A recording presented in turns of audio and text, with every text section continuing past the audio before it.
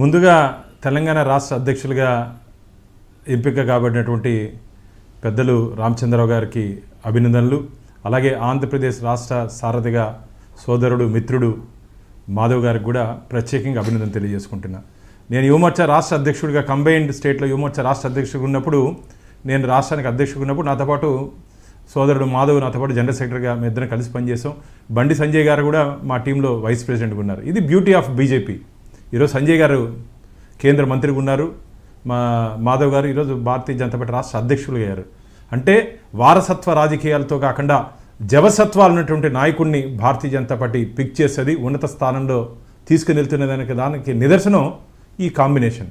ఎంత సంతోషంగా ఉందంటే ఈరోజు మేమందరం కలిసి పనిచేసినటువంటి మా బ్యాచ్లో ఉన్నటువంటి వ్యక్తులు ఒక ఉన్నత స్థాయికి ఎదిగారు, ఒక ఉన్నత స్థాయికి పోగలిగారంటే కేవలం భారతీయ జనతా పార్టీలో మాత్రమే సాధ్యం.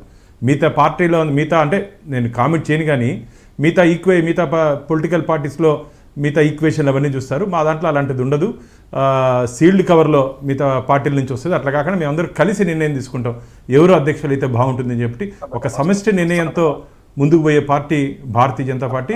ఖచ్చితంగా ఈ రెండు రాష్ట్రాల్లో ఇప్పటికే మేము ఇక్కడ అధికారంలో ఉన్నాం. తెలంగాణలో ఖచ్చితంగా రాబో ఎన్నికల్లో కమల వికాసం తెలంగాణలో ఖచ్చితంగా వికసిస్తుంది. అది రామచంద్రరావు గారు మిగతా టీం అందరి ఉమ్మడి శ్రమతో ఖచ్చితంగా అక్కడ తెలంగాణలో మేము రాష్ట్రంలో అధికారంలోకి రాబోతున్నాం. ఇప్పటికే టీఆర్ఎస్ వీఆర్ఎస్ అయిపోయింది, కాంగ్రెస్ పార్టీ పూర్తిగా అవినీతిలో కూరుకుపోయింది. కాబట్టి తెలంగాణ ప్రజలందరూ భారతీయ జనతా పార్టీ వైపు చూస్తున్నారు. ఇక్కడ ఆంధ్రప్రదేశ్ విషయానికి వస్తే మేము గ్రామ స్థాయి నుంచి సంస్థాగతంగా భారతీయ జనతా పార్టీని బలోపేతం చేసుకుంటూ ముందుకు పోతాం. కాబట్టి ఇక్కడైతే మాకు గట్టి నమ్మకం విశ్వాసం ఉంటుంది. ఇంకా కొన్ని సంవత్సరాలు ఎన్డీఏ కూటమికి ఆంధ్రప్రదేశ్ రాష్ట్ర ప్రజలు ఆశీర్వాదం ఉంటుంది. ఎందుకంటే మంచి team TDP, Janasena, Bharatiya Janata party ఈ ముగ్గురు టీం ఈరోజు ఎక్కడ అవినీతికి అవకాశం లేకుండా మంచి పరిపాలన ఇస్తున్నారని చెప్పి ప్రజల నుంచి మాకు సర్టిఫికేటు రావడం జరిగింది. ఏదైనా పొరపాట్లు జరుగుంటే మా ముఖ్యమంత్రి గారు దాన్ని అన్నింటినీ సరిదిద్దుతున్నారు. ఈరోజు నిన్న కూడా చెప్పడం జరిగింది, అందరి ప్రోగ్రెస్ కార్డులు అందరి రిపోర్టు నా దగ్గర ఉందని. కాబట్టి మాకైతే చాలా సంతోషంగా ఉంది. మంచి నాయకుల్ని ఈరోజు ఆంధ్రప్రదేశ్ రాష్ట్ర సారథిగా కేంద్ర పార్టీ నుంచి వచ్చిన పెద్దలు కానీ, రాష్ట్రంలో ఉండే పెద్దలు కానీ వారి సలహా సూచన వరకు ఈరోజు మాధవ్ గారు రాష్ట్ర సారథిగా రావడం అందరికీ సంతోషం. అంటే మిగతా వాళ్ళు ఎవరెవరైతే ఎక్స్పెక్ట్ చేశారో ఆశావహులుగా పేర్లు ఎందుకు, కానీ వాళ్ళలో కొంతమంది కొంత అసంతృప్తితో ఉన్నారు అని అంటున్నారు. వాళ్ళు ఎంతవరకు సహకరిస్తారు మాధవ్ గారికి? ఇది మాది వ్యక్తి మీద నిర్మాణం వంటి పార్టీ కాదు.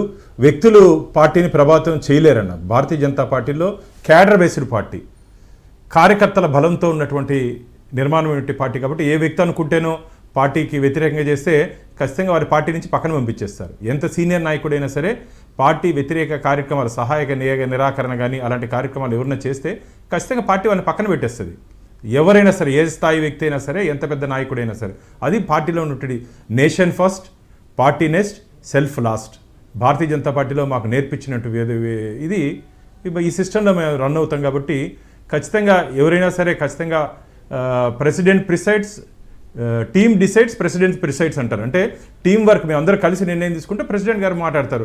మిగతా పార్టీల్లో ప్రెసిడెంట్ ఏది చెప్తే అది వినాలా, అట్లాంటి ఉండదు భారతీయ జనతా పార్టీలో. అందరూ కలిసి సమిష్టి నిర్ణయం తీసుకొని మేము ముందుకు పోతాం. కాబట్టి అలాంటి అలకలు కూడా లేవు భారతీయ జనతా పార్టీలో. మీరు చెప్పినట్టు అలాంటి అలకలు కూడా లేవు.